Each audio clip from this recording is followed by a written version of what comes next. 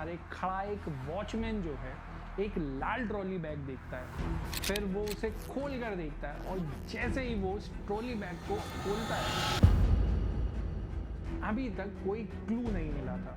फिर एक टीम लाल trolley bag को ट्रेस करने के लिए डालती है। पुलिस को एक अननोन कॉल आता है। दोनों ही अलग अलग कम्युनिटी से बिलोंग करते थे। दिल्ली में तकरीबन 40% पॉपुलेशन यूपी ओरिजिन माइग्रेंट्स की है। पुलिस बॉडी को तुरंत पास ही के गवर्नमेंट हॉस्पिटल भेज देती है और वहां से शुरू होती है एक इन्वेस्टिगेशन।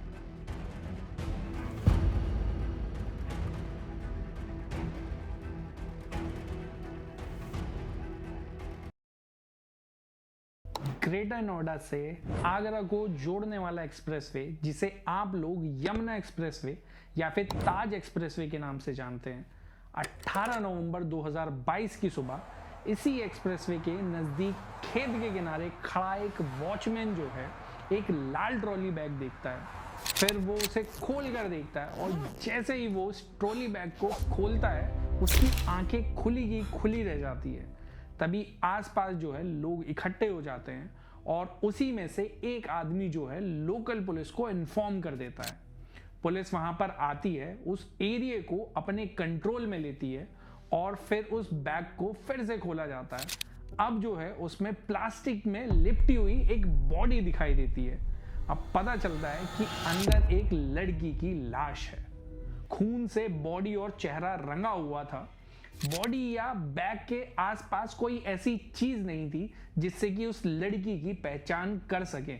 ऐसे केसेस में होता क्या है कि जहां बॉडी की पहचान इनिशियली नहीं हो पाती, वहां पुलिस को ज्यादा मेहनत करनी पड़ती है और इस केस को सॉल्व करने के लिए ज्यादा टाइम भी लगता है। खैर, पुलिस बॉडी को तुरंत पास ही के गवर्नमेंट हॉस्पिटल भेज देती है और वहां से शुरू होती है एक इन्वेस्टिगेशन। आमतौर पर ऐसे केसेस में पुलिस बॉडी की आइडेंटिटी को ढूंढने का सबसे पहले काम करती है। पुलिस अपने सोशल मीडिया पर फोटो सर्कुलेट कराती है, आसपास के थाने में फोटो को भेजा जाता है, लेकिन अभी तक कोई क्लू नहीं मिला था। फिर एक टीम लाल ट्रॉली बैग को ट्रेस करने के लिए डालती है। इसमें 18 से 19 नवंबर बीत जाता है, 2 दिन हो गए थे। तभी पुलिस की सोशल मीडिया पर फोटो सर्कुलेट की हुई काम आती है और 19 नवंबर 2022 की शाम को पुलिस को एक अननोन कॉल आता है। जो कॉलर था वो उस लड़की का नाम, एड्रेस सब बताता है। अब यहाँ पर पुलिस को एक लीड मिली और पुलिस जो है उस लीड को फॉलो करती है। पुलिस की एक टीम कॉलर की दी हुई लोकेशन गली number 65 मॉलर band extension Badarpur Delhi के घर में घुसती है। लड़की के माँ बाप मिलते हैं और वहां पर 15 साल का उसका भाई भी मिलता है। पुलिस का सबसे पहला सवाल यही पूछती है कि आपकी बेटी कहाँ है। तब लड़की की माँ बोलती है वो अपने रिलेटिव के यहाँ गई है, बाहर गई है, ऐसे बहाने बनाने लगती है। पुलिस लड़की के भाई को वो फोटो दिखाती है और उसका भाई तुरंत पहचान लेता है और वो बोलता है उसकी बहन है। पुलिस पूरे परिवार को बॉडी की पहचान करने के लिए गवर्नमेंट हॉस्पिटल लेकर आती है और तब उस लड़की का कंफर्म नाम पता चलता है, आयुषी चौधरी। पुलिस आयुषी के पेरेंट्स से पहचान कंफर्म होने के बाद पूछताछ शुरू करती है। सवाल काफी सारे थे, पुलिस शुरू से शुरू करती है। काफी क्वेश्चनिंग करने के बाद पुलिस को अब माँ बाप पर शक होता है।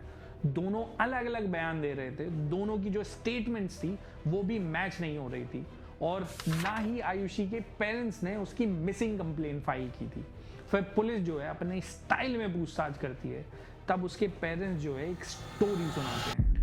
आयुषी की फैमिली, पिता नीतीश कुमार, माँ ब्रजबाला, गोरखपुर के रहने वाले, काम के चलते वो दिल्ली के बदरपुर इलाके में अपने 90s में आते हैं। फैमिली में 2 बच्चे, जिसमें बड़ी बेटी आयुषी और छोटा भाई। ये एक मिडिल क्लास फैमिली थी जहां नीतीश कुमार की इलेक्ट्रॉनिक्स की दुकान थी, वहीं ब्रजवाला हाउसवाइफ थी। बच्चे बड़े होते जा रहे थे। आयुषी अपने स्कूल की टॉपर थी और अपनी 12th के बाद आयुषी BCA में एडमिशन ले लेती है और उसका सपना था एक सॉफ्टवेयर इंजीनियर बनने का। फैमिली में काफ़ी प्यार था और चीज़ें जो थी वो काफ़ी सही चल रही थी। अब आयुषी जो है अपनी ग्रेजुएशन में एडमिशन ले लेती है और कॉलेज जाना स्टार्ट कर देती है। अब यहाँ पर उसकी लाइफ जो है बदलने लगती है। कॉलेज में जाने के बाद उसकी पर्सनैलिटी में चेंज आना स्टार्ट हो जाता है, जो कि बहुत नॉर्मल सी बात है। आमतौर पर रिस्ट्रिक्शन ज़्यादा नहीं होती। स्कूल के टाइम आयुषी का एक बॉयफ्रेंड था, छतरपाल सिंह, जो कि फैमिली को नहीं पता था। अब कॉलेज आने के बाद उनका प्यार जो है ज़्यादा बढ़ गया। घंटों घंटों कॉल पर कनेक्ट रहना, और आयुषी पर इतनी रिस्ट्रिक्शन नहीं थी, तो फिर मिलना जुलना जो था वो लगा रहता था। अब इस मुलाकात को 6 साल हो गए थे और 2021 के अक्टूबर में आयुषी छतरपाल से चुपचाप आर्य समाज के मंदिर में शादी कर लेती है। इस बात की खबर ना तो उसके परिवार को पता था और ना ही छतरपाल के परिवार को पता था। और सितंबर 2022 में दोनों अपनी शादी को सादरा कोर्ट में रजिस्टर करा लेते हैं। फिर भी घर वालों को कुछ नहीं पता चला, और अब यहाँ सारी चीजें जो है किसी को पता नहीं थी। फैमिली में सारी चीजें सही चल रही थी। फिर अक्टूबर के एक दिन घर में झगड़ा हुआ और आयुषी ने सच बोल दिया। उसने अपने माँ बाप को शादी के सर्टिफिकेट दिखाए और बताया कि उसकी शादी हो चुकी है। यहाँ मैं एक चीज आप लोगों को बता देता हूँ, आयुषी और छतरपाल दोनों ही अलग अलग कम्युनिटी से बिलोंग करते थे। इसके बाद आयुषी और उसके घर के बीच संबंध जो है खराब होने लगे। नीतीश ने छतरपाल के परिवार को धमकी भी दी कि वो आयुषी के आसपास ना आए। फिर एक दिन 17 नवंबर 2022 को दोपहर 2 बजे आयुषी दिल्ली से वापस बदरपुर घर आई। माँ पहले से ही इंतजार कर रही थी। दोनों के बीच झगड़ा हुआ। आयुषी ने माँ बाप को बताया कि वो अपने जीवन को अपने हिसाब से चलाना चाहती है, पर कुछ ही वक्त में आयुषी के पिता बाहर से आ गए। भारी बहस के बाद उसके पिता ने अपनी लाइसेंस रिवॉल्वर निकाली और आयुषी को 2 गोली मार दी, और आयुषी उसी कमरे में जमीन पर गिर गई और उसकी मौत हो गई। उसके पेरेंट्स तुरंत आयुषी के कमरे का दरवाजा बंद कर देते हैं, बॉडी को प्लास्टिक शीट में लपेट देते हैं और खून को पानी से साफ करने लगते हैं। रात के 3 बजे के आसपास नीतीश ने सबसे बड़ा सूटकेस घर से निकाला, घर के पीछे वाला दरवाजा खोला, सूटकेस को अपनी फोर्ड फिस्टा में डालकर उसको डंप करने के लिए निकल गए। उनका प्लान असल में गांव तक जाना था, जो कि गोरखपुर में था, मगर दिल्ली से गोरखपुर का जो रास्ता था वो 12 घंटे का था। जब मथुरा के आसपास वाले रूट पर सुबह की पहली धूप आई, वो समझ गए कि इसको जो है अब यहीं पर ठिकाने लगाना पड़ेगा। वो घबरा गए, इसीलिए उन्होंने आयुषी की बॉडी को यमुना एक्सप्रेसवे के पास ही फेंक दिया। और आगे की स्टोरी वही है कि कैसे पुलिस को बॉडी मिलती है। अब आयुषी के माँ बाप के कन्फेशन के बाद पुलिस उनको ऑफिशियली अरेस्ट करती है। उनके खिलाफ इंडियन पेनल कोड के सेक्शन 302 हत्या और 201 सबूत खत्म करने की कोशिश के तहत केस को रजिस्टर किया जाता है। गोली चलाने वाली लाइसेंस्ड 32 बोर की रिवॉल्वर, 2 खोखले कार्टेजेस और आयुषी का मोबाइल फोन सबूत के रूप में पुलिस के हाथ लगा। आयुषी के कमरे में खून के धब्बे मिले और केमिकल वाइब्स मिली, जो कि उन्होंने खून को साफ करने में इस्तेमाल किया था।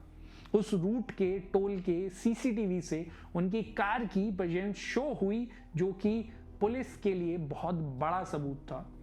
कोर्ट ने उन्हें रिमांड पर जेल भेज दिया। ये एक ऑनर किलिंग का मामला है। ऑनर किलिंग जैसे केसेस इंडिया में इसलिए सर्वाइव कर रहे हैं क्योंकि हमारे समाज में कास्ट और खानदानी इज्जत का बहुत गहरा प्रेशर है।